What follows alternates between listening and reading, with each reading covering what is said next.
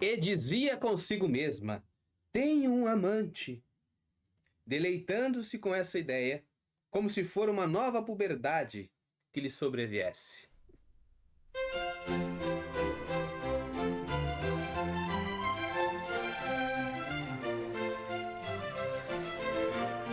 Muito bem, meus caros, sejam bem-vindos ao Além da Leitura. Estamos analisando a obra de Gustave Flaubert, Madame Bovary. Estamos na altura da segunda parte, capítulo 9. É o capítulo em que Emma se entrega a Rodolfo. O capítulo em que Emma consuma a sua fantasia, realmente acaba traindo o seu esposo. Nós vamos ver como isso aconteceu. Pois bem, no capítulo anterior, nós vimos que Rodolfo gastou toda a sua lábia para destilar, infiltrar o seu veneno no coraçãozinho inocente de Emma Bovary. Vimos a força do seu discurso, capaz ali de ressoar no coração da Emma. Pois bem, 6 semanas se passam e nada do Rodolfo aparecer. Por quê? Porque ele é um sujeito sagaz. Ele sabe fatorar o tempo. Ele sabe o poder que tem a ausência. Ele sabe que a saudade também é um adubo que faz florescer no coração dos trouxas esta flor roxa chamada amor. Certo? Então, ele é um sujeito iniciado, sagaz, inteligente, perspicaz, faz raciocínios. Você há de lembrar que o encontro entre Emma e Carlos, ele se dá às pressas, de maneira atropelada. O Carlos, ele vive indo até a fazenda dos Rouault, lá no comecinho, no terceiro capítulo. Ele vai todos os dias, ele se faz presente a toda hora. Ele não é uma figura que surpreende. Ele não é um ser que chega e arrebata. Tudo o oposto aqui de Rodolfo. Rodolfo sabe fatorar tempo. Rodolfo sabe que as mulheres odeiam previsibilidade. Se você está aí na caçada, se você está na pista, meu querido, aprenda com o Rodolfo. As mulheres odeiam previsibilidade. As mulheres adoram a imprevisibilidade, o fantástico, o inesperado.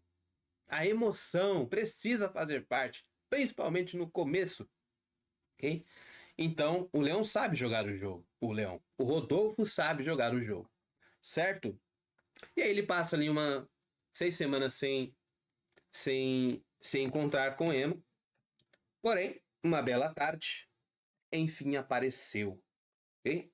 E chega dando as desculpas mais esfarrapadas, desconversando ali o motivo da sua ausência e falando aquilo que Emma deseja escutar. Sabe por que não vim? Disse ele, né? Tive negócios. Andei doente. Ela pergunta, coisa grave? Ele diz, não. É que eu não queria voltar. Assim, uma afirmação contraditória, né? Por quê? Não adivinha?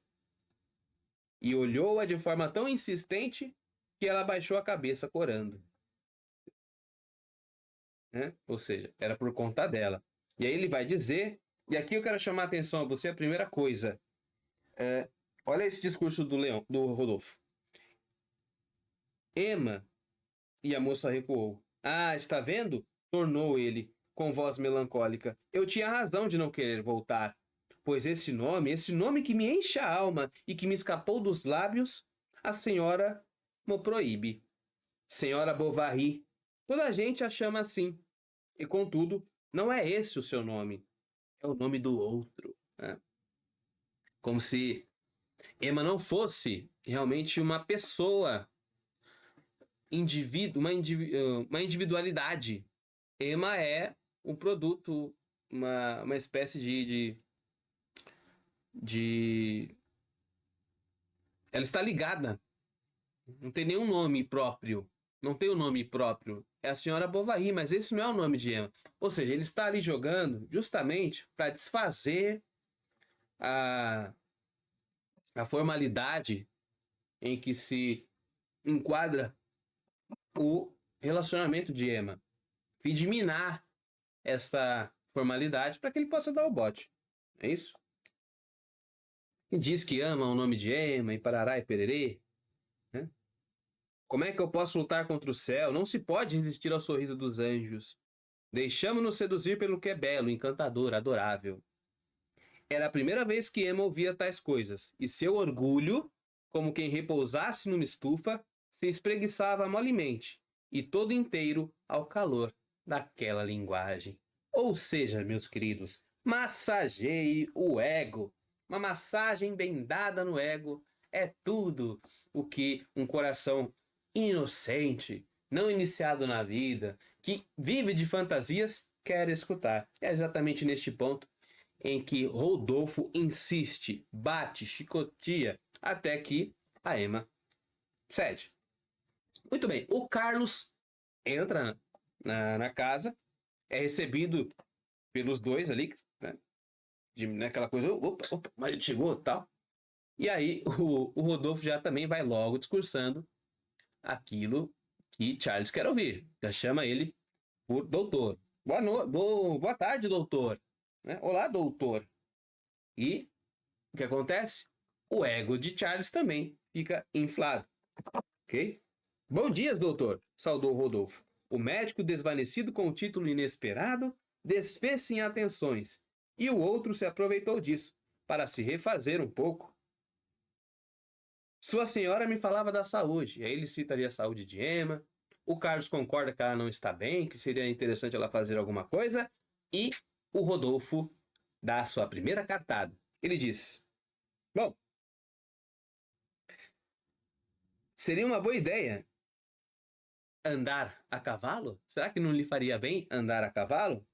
E o Carlos assina embaixo. Ou seja, ele valida as intenções, as más intenções de Rodolfo. O Rodolfo diz que está ao dispor, que se precisasse for, emprestaria até um cavalo, uma égua, enfim. A Emma reclama que não tem roupas de hipismo e o bocó do Charles faz questão de providenciar até mesmo o traje, né, para que os dois pombinhos possam cavalgar. Não dá outra, meus queridos. O Rodolfo, no dia seguinte, estava lá. Por quê? Porque ele criou a necessidade. Ele plantou ali o desejo, criou a necessidade. Foi lá e disse: olha, eu tenho uma casa para visitar e tal, pererê pão duro. Você não quer ir comigo? E os dois partem em cavalgada rumo às colinas mais altas para consumar o amor. E você sabe, na cavalgada, poucas palavras, cadência, embalo, movimento, corações a imaginar, sentimentos a avivar. E eles sobem uma colina e ficam lá nas alturas. E Emma contempla toda a cidade, todo aquele condado, né, na altura do seu ego, né, apartada da cidade, ou seja, olhando de cima, como quem contempla aquela mediocridade, está ali com, aspas, o amor da sua vida, pronta para consumar tudo. Essas coisas vão reverberando no interior de Emma. Ok? Rodolfo pôs-se a falar-lhe do seu amor. Foi calmo, sério, melancólico. Abre aspas. Não é verdade que nossos destinos são agora comuns? Pois é. E aí, meus queridos, temos aqui o clímax do capítulo, o beijo, ou, se você quiser imaginar mais coisas aí no meio do mato, né? Vamos ver? Arrastou-a mais longe, perto de uma lagoa, onde as lentilhas d'água refletiam sua verdura nas ondas. Nenúfares murchos faziam imóveis entre os juncos. Ao ruído dos passos na era, as rãs saltaram para se esconder. Faço mal, dizia ela. Sou louca em dar-lhe ouvidos. Por quê, Emma? Ó, Rodolfo, disse a jovem lentamente, reclinando-se em seu ombro. O pano de seu vestido prendeu-se ao veludo do casaco dele. Curvou o alvo pescoço que se dilatou com um suspiro e, semi-desfalecida, banhada em pranto, com um frêmito longo, ocultando o rosto, ela entregou-se. Foi, ok? Muito bem, muito bem. Chega a hora de voltar para a Yonville. Voltaram pelo mesmo caminho, certo? E, bom, Emma entra dentro de casa, participa ali do jantar com o marido percebe que ela já está diferente, né? Está mais corada, está com mais vida, né? Por quê? Porque passou uma tarde extremamente agradável, né, com o Rodolfo, e assim que acabou ali o jantar, já se trancou no quarto e ficou quietinha. E dizia consigo mesma: tenho um amante, deleitando-se com essa ideia, como se fora uma nova puberdade que lhe sobreviesse. Pois bem, meus queridos, Emma é a parte que se insatisfaz, que deseja viver emoções fantásticas, maravilhosas. Então esta nova, este novo relacionamento é como se fosse uma renovação da própria vida da Emma Bovary. Então se sente mesmo como se estivesse no começo da puberdade, aquela sua paixão da escola. Você lembra aí, né, meu querido? É isso aí. Dizer consigo mesmo: tenho um amante. Ia, afinal, possuir as alegrias do amor, a febre da felicidade de que já desesperara. Entrava em algo de maravilhoso, onde tudo era paixão, êxtase, delírio. Uma imensidão azulada a envolvia. Os píncaros do sentimento cintilavam sob a sua imaginação, e a vida cotidiana parecia-lhe longínqua, distante, na sombra, entre os intervalos daquelas alturas. Ou seja, realidade para Emma, vida para Emma, vida de fato, é a vida do êxtase, é a vida da imaginação, é a vida do delírio, é a vida da paixão cruel. Emma é fogo, é sangue, é visceral. E a realidade concreta, objetiva, que você deve ser responsável, pela qual você deve tomar as medidas. Ou seja, onde é que está o casamento de Emma? Onde é que está a filha de Emma? Onde é que está? Né? Isso nós falaremos aí no final do livro, quando fizermos um apanhado geral. Mas é interessante já entendermos isso. A realidade para Emma é fantasiosa.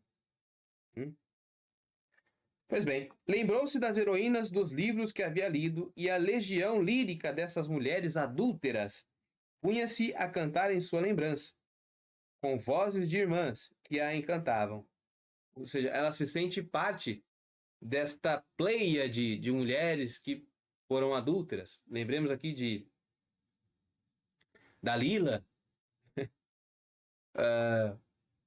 lembremos aqui de mulheres que usaram ali da... Lembremos de Cleópatra. Hum? Ela mesma se tornara como uma parte verdadeira de tais fantasias e concretizava o longo devaneio de sua mocidade, imaginando-se um daqueles tipos amorosos que ela tanto invejara antes. Lembra que ela havia lido muito romance lá no convento,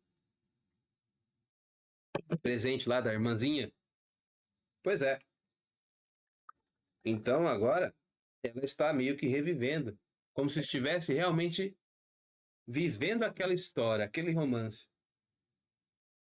Pois é.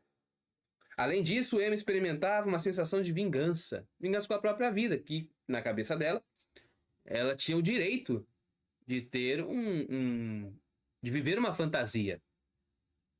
Né? Pois não sofrera já bastante? Falamos sobre isso.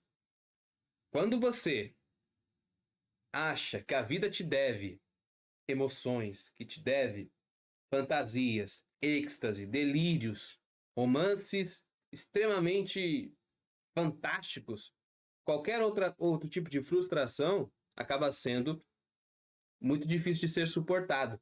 E aí você encara a vida com os olhos de uma vítima, como se a vida te devesse muita coisa, e a partir do momento que você não tem aquilo, você está no direito de cometer qualquer bobagem para que você consiga realizar aquilo que você quer. Esse é o problema de nós jogarmos o jogo da vida achando que a vida nos deve alguma coisa. Porque a hora que a vida não der, nós vamos nos levantar como tiranos. O vitimista, ele é um tirano invertido.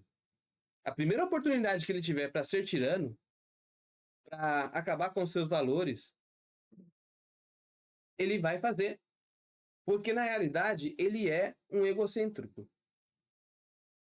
Ela só quer se satisfazer. Entende?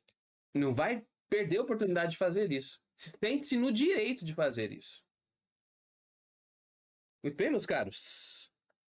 O dia seguinte transcorreu com novas doçuras. Aí é borboletas. Né? Trocaram juramentos. A moça contou seus pesares.